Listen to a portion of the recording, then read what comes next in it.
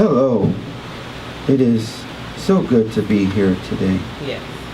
It is so good to be here today. I am overjoyed and privileged to have this moment with all of you together. As previously advertised,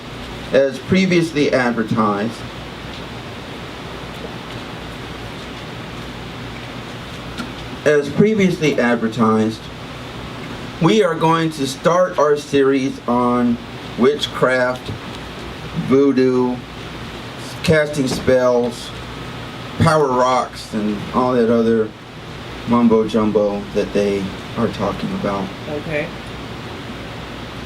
So we're going to begin actually not with witchcraft, but setting the stage for why people are going towards witchcraft. Why? The question of why. So turn with me to Matthew.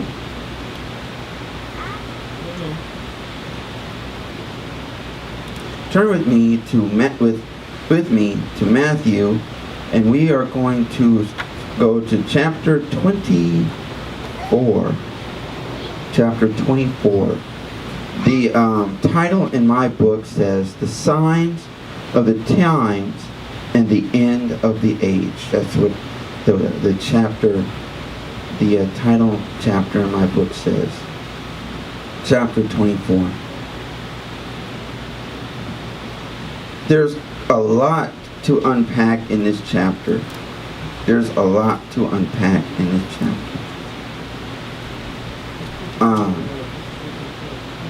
Number 4, chapter 24, verse number 4. And Jesus answered them and said to them, "Take heed that no one deceive you. For many will come in my name, saying, 'I am the Christ,' and will deceive many. And you will hear of wars and rumors of wars. See that you are not troubled. For all these things must come to pass, but the end is not yet." All right. Skip over with me to verse number 15.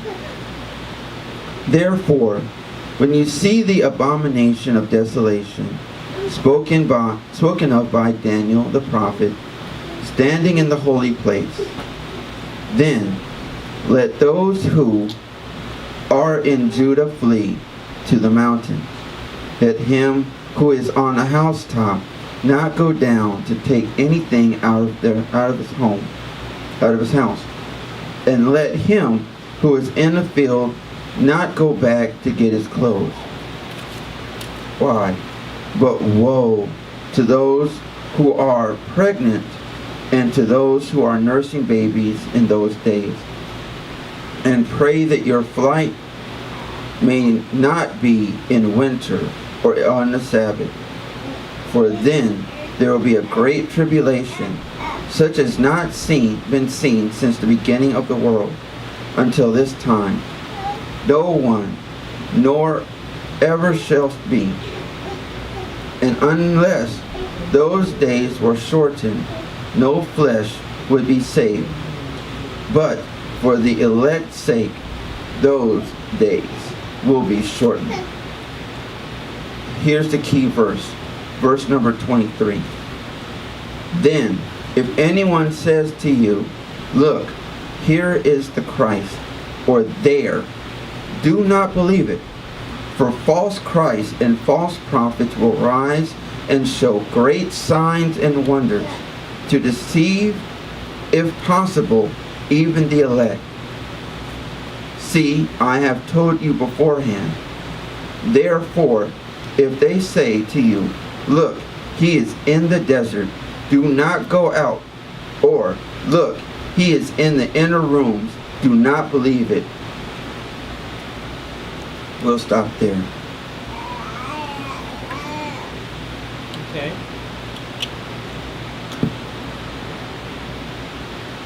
It has been a question of mine. Why is it that in this day and age, in this time, why is it that we have so many people that are willingly being deceived? Why is it that we have so many people that would say, for instance, the church, all they want is money. So I don't want to give 10% of my tithes and offerings because all the church wants is money. But yet, they'll pay a voodoo priest thousands upon thousands of dollars to cast a spell. But the church wants, all we want is money. But yet, you'll pay some yoga person thousands upon thousands of dollars to teach you some special yoga prayer. And I've often wondered, why is it that people want to complicate things so much when things could be so simple?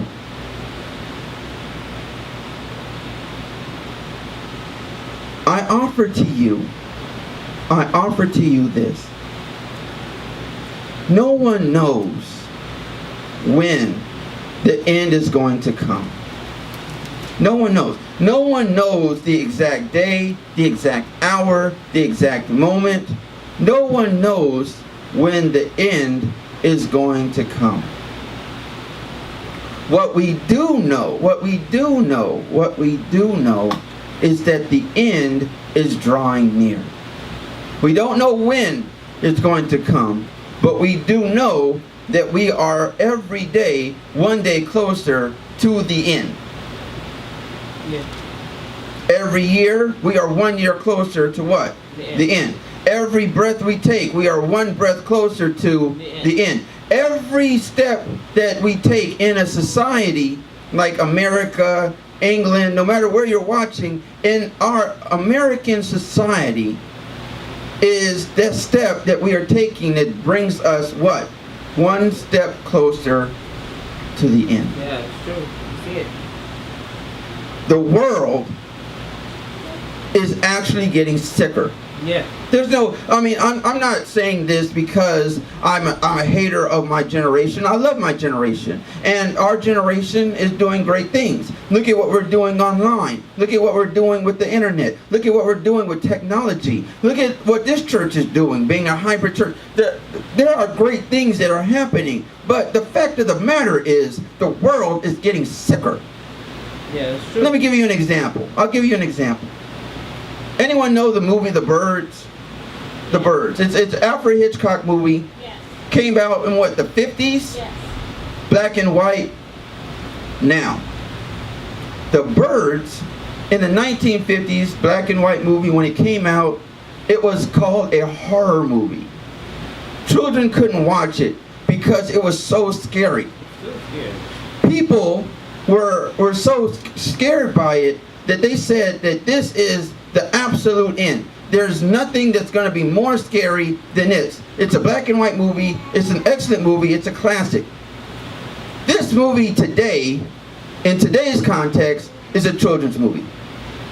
If you really think about it, the movies that we show our children are far worse than The Birds. Yes. The 1950, now we're only talking about what, 60 years? 50 years?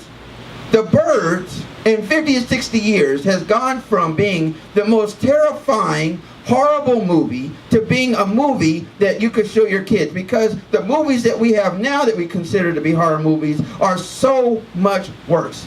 Yeah. Look at our music. Yeah. Look at the way we entertain ourselves. Okay.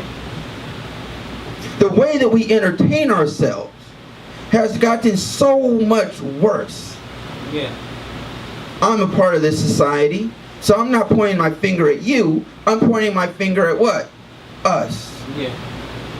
The way that we entertain ourselves has gotten sicker. Now, I like entertainment just like the next. And me personally, I happen to like horror movies. But when you consider The Purge, that just came out, I'm probably dating myself, but The Purge that just came out, to the birds of the 1950s, you can see that there's a difference. Or even worse, Chainsaw Massacre to the birds. And one day, they will look at Chainsaw Massacre and the Bird and The Purge and say, those are children's movies compared to what we got now. And I can't even imagine what that would even look like. Just like the people that were in the Bird's age couldn't imagine what we would be. But in like 50 years, they'll look at the horror movies of today and they'll go, that's child's play. We got something way worse now. Yeah. Why? Why? Because society is spiraling towards what? The end. And we already know in the Bible, from Jesus' own mouth, that the end times are the worst times of humanity. The worst times morally. The worst times physically. The worst times in society. It is the worst times in human history. So we know then that every step society takes is a step downward, not a step upward. Yeah. It's a step towards destruction, not a step towards enlightenment. Yeah. Here's a history lesson I just discovered. You know the Dark Ages and the Enlightenment. Have you heard of this? The Dark Ages and the Enlightenment. Yes. When I was reading, come to find out what they considered to be the Dark Ages was a time and period where Europeans were religious.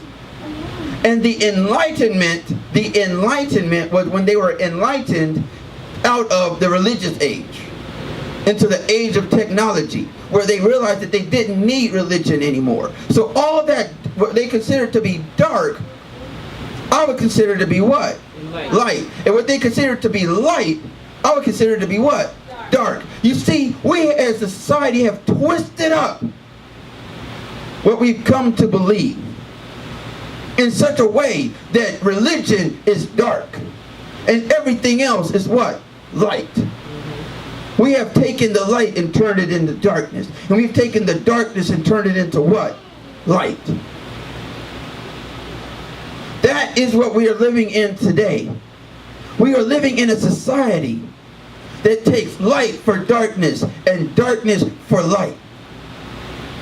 And they have confused people to believing that this society is the only society that we can have, stepping towards what?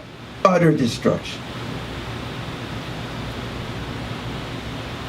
It is in that context that I want you to have in the back of your mind when we talk about witchcraft, when we talk about voodoo, when we talk about all of these various things that I consider to be nothing more than distractions from the true faith.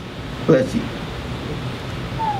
These are nothing more than distractions to distract the mind. To distract the mind from what? The true religion, which is what? Jesus Christ. Yeah. So many distractions in this society. Yeah. So many distractions in this society. But we need them. Because Jesus is not coming back to a society that's happy. Jesus is coming back to a society that's messed up. Jesus is coming back to a society that's messed up. Mentally, physically. Look at the state of our food. Some of our food isn't even food. True. I personally like cheesy puffs. I had a bag of them yesterday. And after I ate them, guess what? I was hungry and I felt sick because it's not food. That's true. So we're eating food that's actually not even food. Yeah. That would have been unheard of 100 years ago when everything came from the earth. Now we don't know where it comes from. A chemical, a factory, a warehouse. Do you think that's going to get better? No. They've got meat that's not even meat. It looks like meat. It tastes like meat, but it's not meat. What is it? Nobody knows the true definition of mystery meat. Our society is messed up.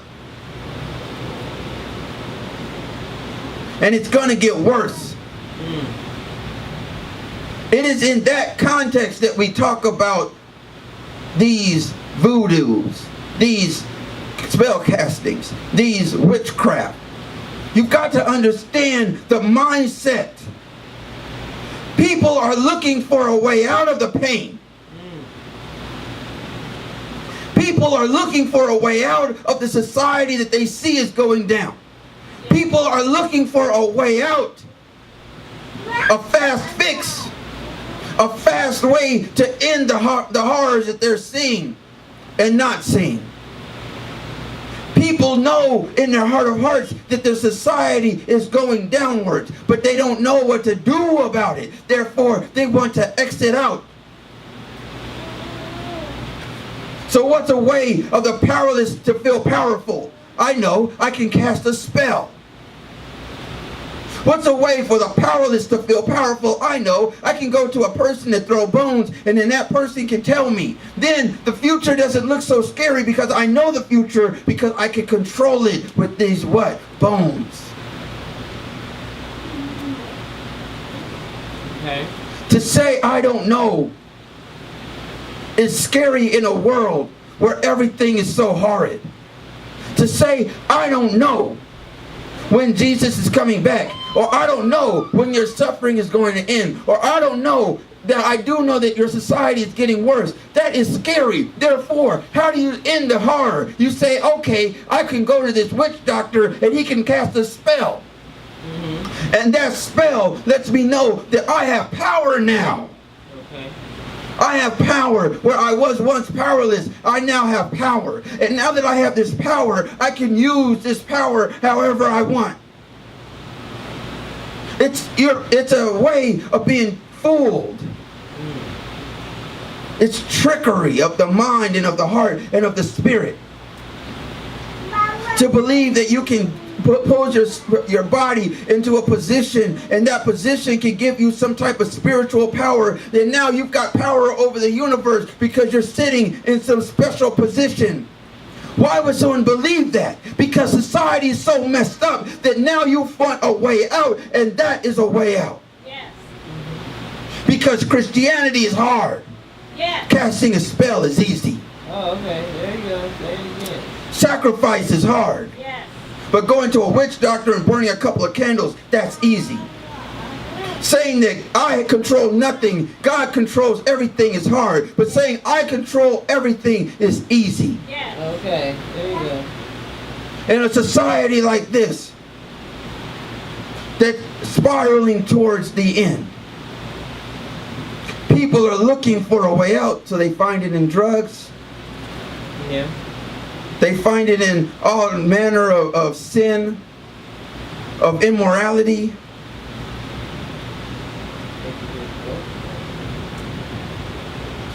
Because the powerless want to feel some type of power. And that power is really just a distraction. Because there is no power other than the power that comes from what? Jesus Christ. And if the power doesn't come from Jesus Christ, oh, you're going to get something. I often say, if you start talking to nothing, something will answer. You just start talking to nothing. You know those crazy people out on the side of the road just start screaming and yelling and talking? Yeah, and we say, oh, look, he's talking to himself. No, he's talking to something. Yeah. Yes. And something is talking back to him. Yeah. That's what you think. Yeah. You think they're just talking to themselves. You think, now, are they crazy? I don't know if they're crazy or not. But they screaming out to something. And if you really listen, like sometimes I would sit down when I was younger and really listen. They're not just screaming randomly. No, they're holding full-on conversations. Yes, they are. And they're listening, and something's answering them back. Yeah, that's true. Yes. Yeah, something's answering them back. Yep.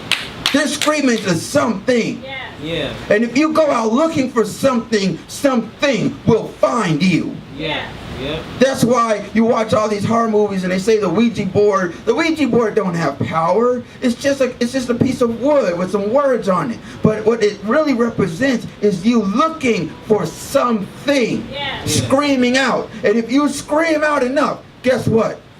Something's gonna scream back. Yes. And when that something screams back, it's gonna say, I've got the answer for you. Yeah. My favorite horror movie, one of them, is Hellraiser. You never heard of this? Hellraiser with Pinhead? Yes. This lady calls Pinhead, right? And Pinhead comes and she goes, why are you here? And he says, you called, I came.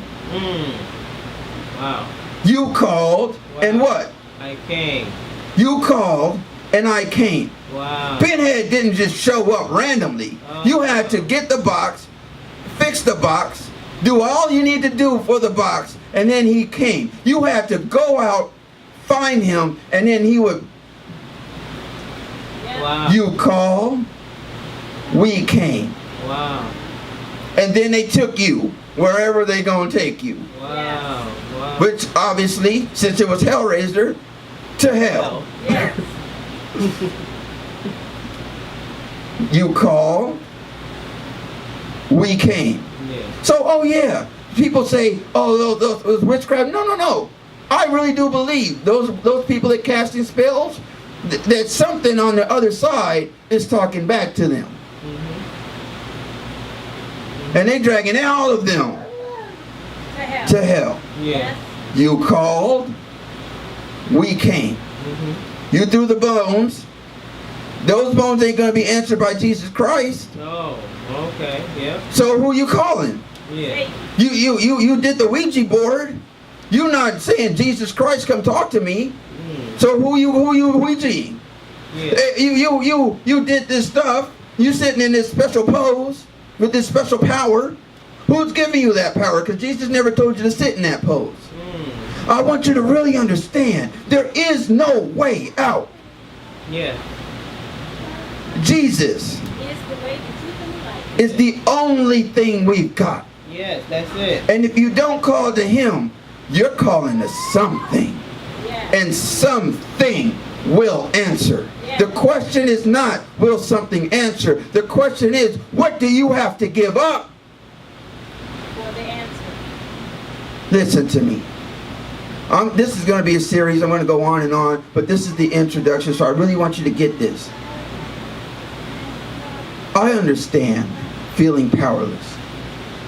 I understand looking at your society and not knowing what to do or where to go and being scared because you don't know what the future holds.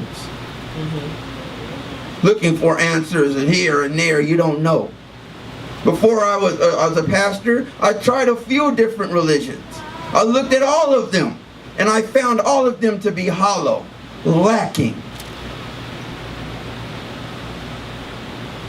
I feel sorry and sympathy. Some people, they talk about these people that cast spells with hate and anger. I don't feel that way. I feel sympathy for them. I hope they get everything they want in this world. I really do. I hope that they sold their soul and they get everything they want in this world. Everything that they sold their soul for, I hope they get in this world. Because the world is waiting for them. It's so horrible. Yes. I hope they got what they wanted. Yes. Thank you. All right. All right. Amen. Amen. Amen. All right, questions? What we got? Loud.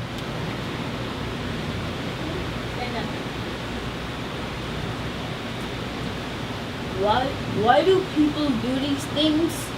What things? What Witch- things? Witchcraft? Because they want power. They want power. I mean, there's no other answer. They want power. They want to feel powerful. What about the people that accidentally fall into it? Like the one guy that was born into it. You know, his father was involved in it. You know. Right now, or even those people that they go to these places that they think it's a church because it says a church on the door, but then you go in and then you're there for a year, 2 years, and you find out this is not a church at all. What about those people, right? Here's my answer to that. This is my belief. I believe Christianity is the only way. Yeah. Much like Jonah. Jonah needed to go where? To Nineveh. Nineveh was what? That great city that was what? Lost. All of them, even the cattle, was lost. Everybody in the great city, Nineveh, was lost. When Jonah said, why did you have me go to him? God said what to Jonah? He said, I created them. Why would I not what? Love them. And he sent them what? A prophet. I believe even those people that are born into it, those people that know nothing else, in this day and age, with Christianity all around you, everybody's got a choice. And once you make that choice for yourself, that's when you're in trouble. See, a little kid, he don't really have much of a choice. He's gonna do what his mom, his dad tells him to do, right? What is he gonna do? But once you make that choice for yourself, once you're confronted with, remember that guy that we were talking about? He said, he was doing witchcraft or whatever, and he was born into it. But then there was a pastor that came, and then there was another pastor that came. Then there was a youth group that came. We all have to make our own salvation, our own choices for ourselves. And I believe Jesus always gives you a way out. Yeah. The question is, do you accept it? Yeah. Do you accept it? That's what I believe to be true. Yeah. Because otherwise it would be unfair, right? Yeah. If I was born into it and Jesus never showed me, then how can I go to hell? But that's not so. Not in 2018. Not with everything that's going on. You're going to get confronted with a Christian somewhere in your life, unless you die young. You're going to get Jesus is going to come to you somewhere. Maybe you get sick. Maybe you're appendix. Maybe you get hit by a car. Maybe you're laid up in the hospital, and now people are saying you're going to die. And God comes and says, I'm the one that saved you. But then you say, nah, it was the voodoo people. Louder. There's always been an analogy that I've had, and I want to bounce this analogy off of you. Just like with you, Hellraiser was your movie that kind of showed you certain things. The movie for me was Lost Boys. Because there's a scene in that movie where the head vampire that nobody knows he's the head vampire comes to the house of the woman he's trying to date. Yeah, I remember that. And the son answers the door. And the vampire will not cross the threshold of that door unless he's invited. Right. And the head of the household, which happened to be the oldest son, told him to come in, and that's when all manner of hell broke loose in that household. I have always used that as an analogy as what parents, head of household, or just your grandmother, whoever's the head of that household, allows into the house messes with everybody. Yeah. Everybody. Yeah. Whatever that spirit is, it doesn't just mess with the person that invited the spirit in. It plays havoc in different ways with everybody in the house. Yeah. There's a new movie that's out right now called Heredity, and in that movie, the lady gets tricked into witchcraft, right? Because she loses her kid and so on and so forth. And the lady that's tricking her says, "Oh, well, when you call to your daughter, make sure everybody's home. Yeah. When you call to your daughter, make sure everybody's home." So she sneaks, and she calls to her daughter, and she calls out, but guess who answers? It ain't her daughter. You called, and what? Something answered. Something answered. You called, and something came. And I really want, I mean, that's the real concept of this intro anyway. And really, when you think about it, all of witchcraft is that. You know, there's going to be one, I think next week I'm going to talk about the lifeless stone that has no ears and no eyes, and yet you made it with your own hands, and you worship that. You worship that which you made with your own hands, that has no ears, no eyes, can't see, can't talk, but you worship that thing, that rock that you made. No, something's going to speak back to you from that rock. That rock ain't going to talk to you, but what? Someone's going to talk back. I think people need to realize that it's a real war for our souls. You know, it's a real war out here, and it's getting worse. I mean, it's a real war. I mean, it's a real deal. And you know, entertainment. I mean, they have a real strong vessel to get to people through the internet and entertainment, and it's real. And people need to recognize that. I don't know. Yeah, it's a very scary proposition. I mean, but the thing is, if you're a Christian, then you have to realize that what? The society ain't going to get better. I mean, we complain about society, but honestly, at the end of the day, every generation is going to get what? Worse. It's going to get worse. I have one more comment. When you were in the scripture, you read that even the elect will be deceived. No, they will attempt to deceive the elect. Okay. Thank you for correcting me. There was a movie that caused so much confusion in the Christian world. And that movie was the Da Vinci Code. Yeah. That movie I love it.